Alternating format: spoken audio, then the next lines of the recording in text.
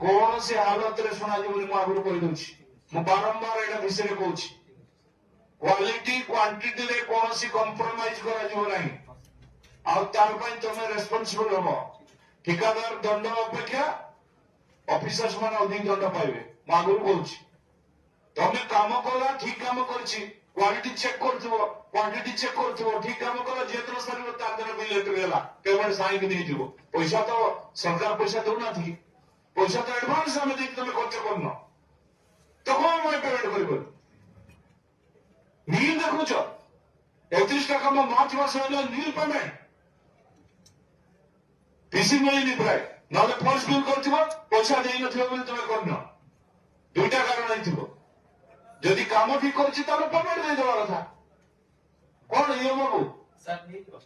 हां मोटे 10 दिन में सर नहीं तो हेलानी का एई जीवन दया करके बोल 10 दिन आज जदि बिल थाई कि बिल देई कि आपन पेमेंट को ना दे आपन पीसी कारण रु एक्शन निया दिबा आपन को ऊपर माजी लास्ट वार्निंग देई जाउ छाप पेपर रे थरे कि मीडिया रे बाहरिबो नाही आपन कारण रु सरकार बदनाम हेबे नाही हैला बिल पेमेंट ड्यू टाइम ले अब मास को मास बिल सबमिट करिवे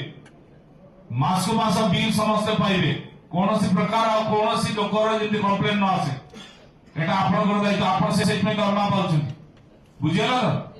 ठीक अछि।